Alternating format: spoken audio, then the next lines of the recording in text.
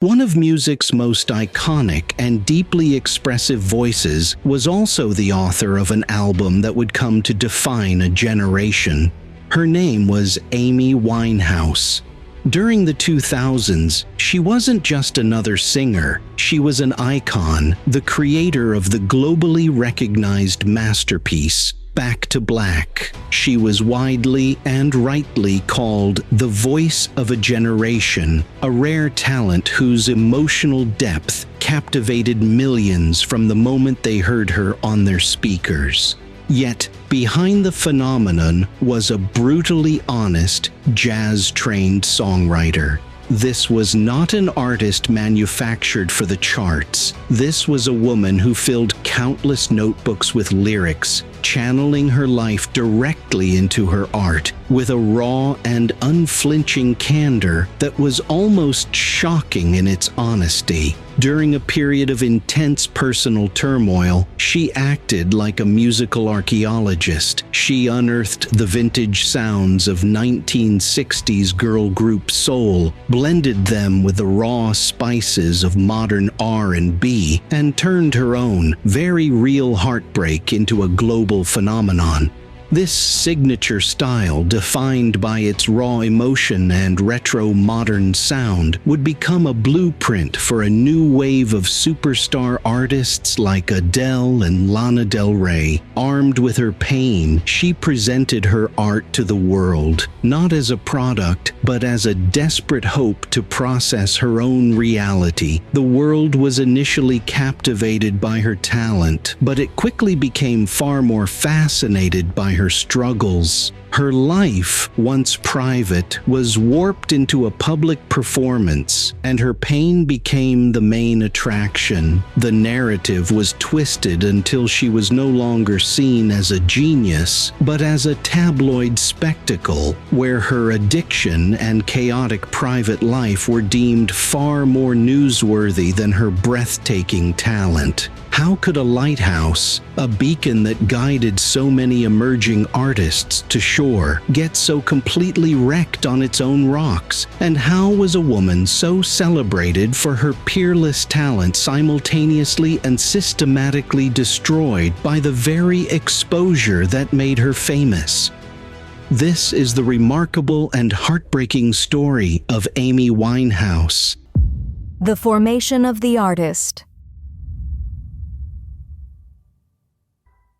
To truly understand this story, we must begin not in the flashing lights of the paparazzi cameras, but in the quiet suburbs of North London, England. Amy Jade Winehouse was born on September 14, 1983, into a family with deep musical roots. Her interest in jazz wasn't a choice, it was an inheritance. Many of her maternal uncles were professional jazz musicians. Her paternal grandmother, Cynthia, was a singer who had even dated the legendary English jazz saxophonist Ronnie Scott. This environment was a fertile ground for her burgeoning talent. Her father, Mitch, often sang Frank Sinatra songs to her, a habit that became so ingrained that when she was chastised at school, she would sing "Fly Me to the Moon" on her way to the headmistress's office. The stability of her early life was fractured when her parents separated when she was just 9 years old. This event marked the beginning of a rebellious streak.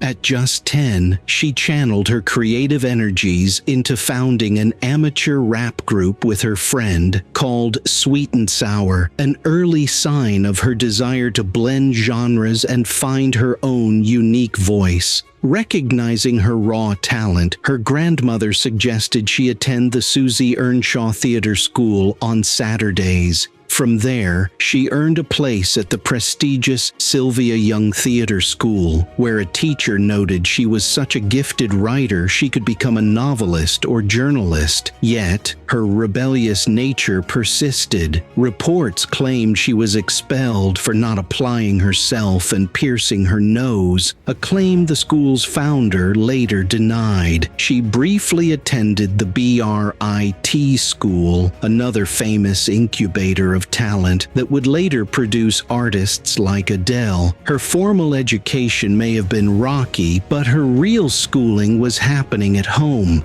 After picking up her brother's guitar, she bought her own at 14 and immediately began writing music. By 16, a friend passed her demo tape to a manager, which sparked a bidding war among record labels, all starved for the kind of genuine, raw talent she embodied. She signed her first record deal with Island Records at 19. Her debut album, Frank, was released in 2003. Titled in a nod to both her father's hero, Frank Sinatra, and the brutally honest nature of her lyrics, the album was a critical success in the UK. It was a jazz-infused, soulful record where, aside from 2 covers, Winehouse had co-written every song. It earned her nominations at the Brit Awards and for the Mercury Music Prize, and she won the prestigious Ivor Novello Award for Best Contemporary Song for Stronger Than Me.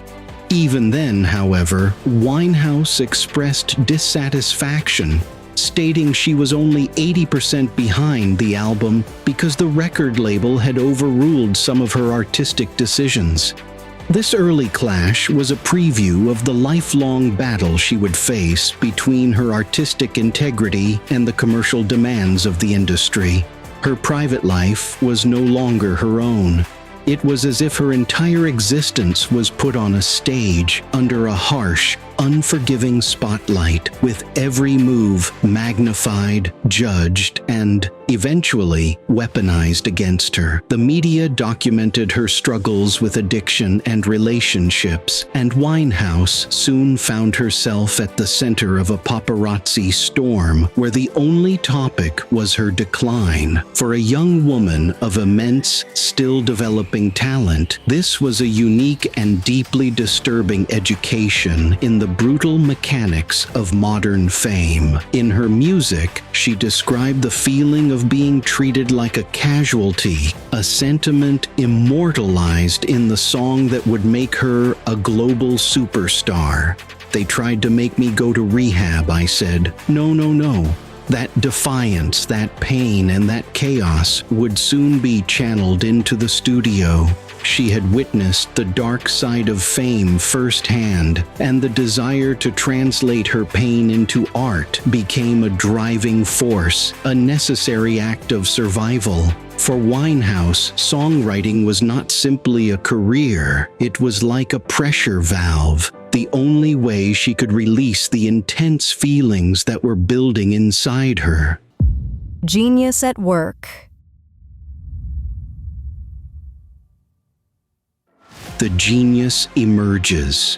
While Winehouse, the celebrity, was rapidly becoming a global spectacle, Winehouse, the artist, was beginning the work that would one day help define modern soul music. Her increasingly chaotic public persona, however, often overshadowed her private, disciplined brilliance. The genesis of her masterpiece was rooted in profound heartbreak. In 2005, she met Blake Fielder Civil in a London pub, and their connection was immediate and intense. Their on-again, off-again relationship was a tempest of passion, infidelity, and shared substance abuse. When Fielder Civil temporarily left her to return to a former girlfriend, Winehouse was plunged into a darkness that would become the creative wellspring for her next project. The experience was so devastating that it directly inspired the album's title track, Back to Black, which she described as being about returning to a state of emotional blackness and depression after their breakup. Determined to channel this turmoil into her music, she found a key collaborator in producer Mark Ronson.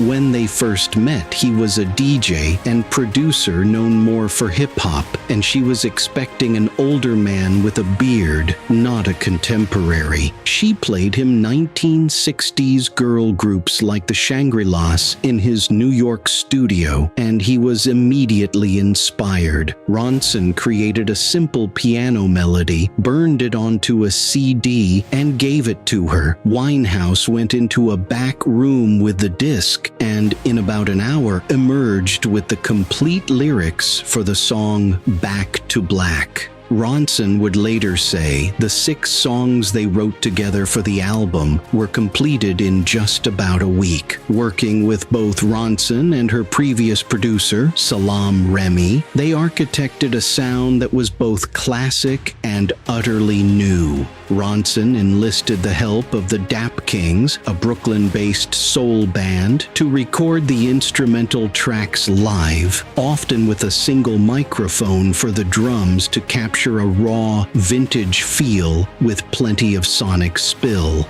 Together, they built a sonic cathedral for her voice, layering instruments like bricks in the style of Phil Spector's legendary 1960s Wall of Sound. This created a dense, powerful backdrop that could support the immense emotional weight of her lyrics. Her masterpiece, released in October 2006, was born directly from this crucible of pain and creative synergy. Back to Black became a global bestseller, earning her 5 Grammy Awards in a single night and turning her signature look, the towering beehive hairdo and bold tattoos, into an iconic image. Cracks in the facade. The world, however, was not prepared to separate the artist from her personal struggles. As her star rose to stratospheric heights, her artistic genius was repeatedly and deliberately eclipsed by the unrelenting drama of her life. In the late 2000s, Winehouse and her art were consumed by relentless media scrutiny.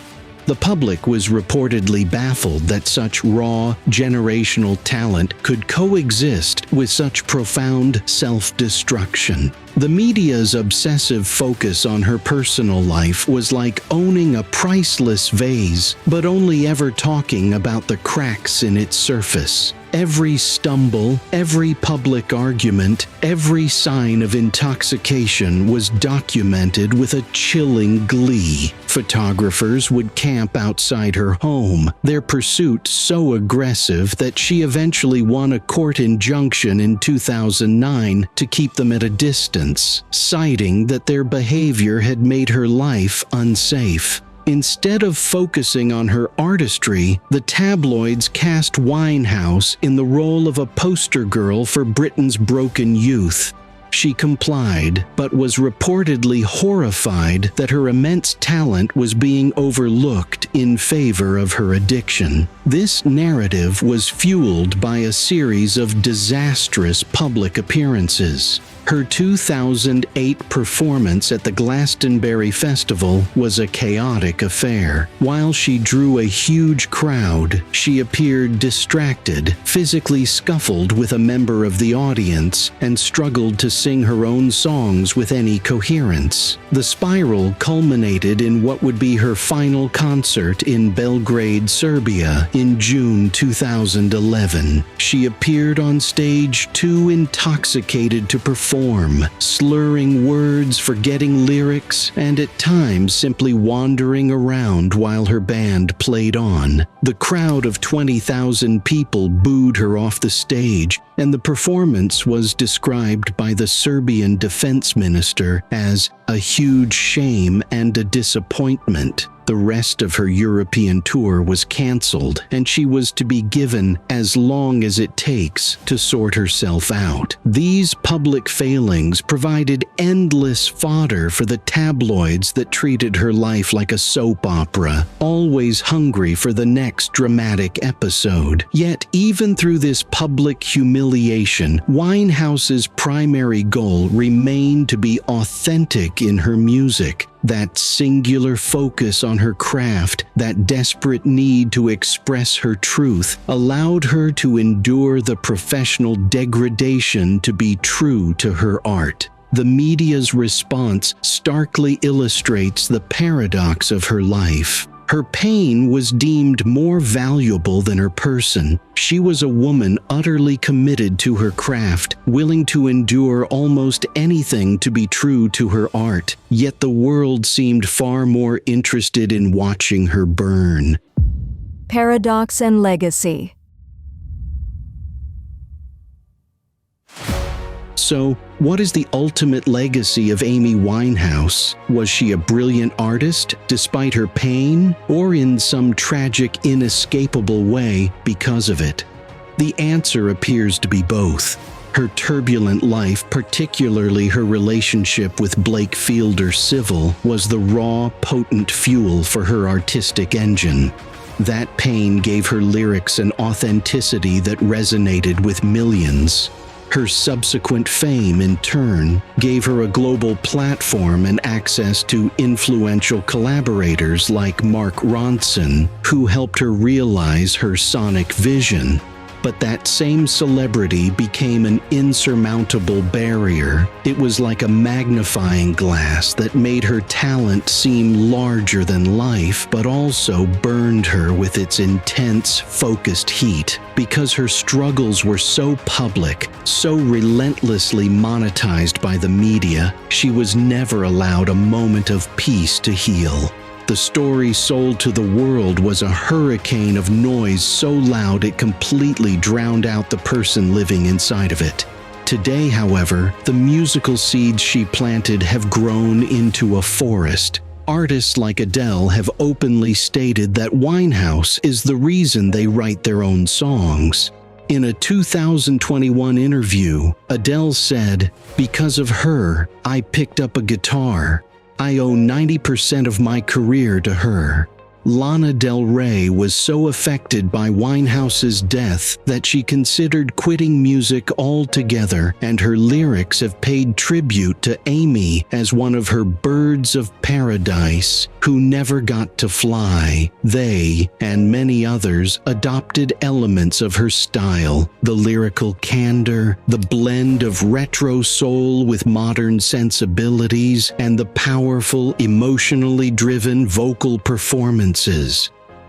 Winehouse's life poses a difficult question about how society evaluates individuals, particularly women, who defy conventional roles. As she once said, in a moment of stark self-awareness, "I write songs because I'm fed up in the head and need to get it out." The world chose to see her as a caricature of a tortured artist, and while it brought her fame, it also meant her genius was tragically and inextricably intertwined with her destruction. The recognition of her artistry has only grown since her death. After she died, Back to Black briefly became the UK's best-selling album of the 21st century. In May 2024, she was posthumously given a Brit Billion Award for achieving over 1 billion streams in the UK, an honor her parents accepted on her behalf. Conclusion.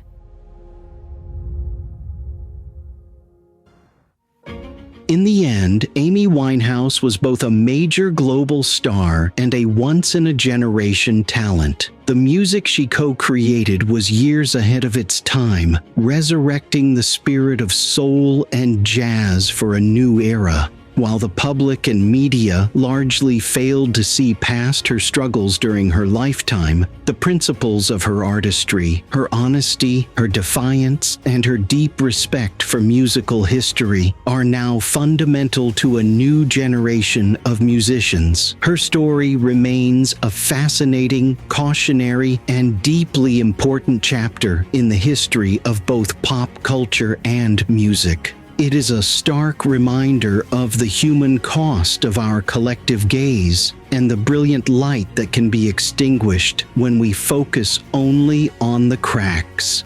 What are your thoughts on Amy Winehouse's contribution and legacy? Let us know in the comments below. For more stories that explore the complex lives of cultural icons, please subscribe and click the notification bell. If you also want to learn how a movie star changed the world, watch the video.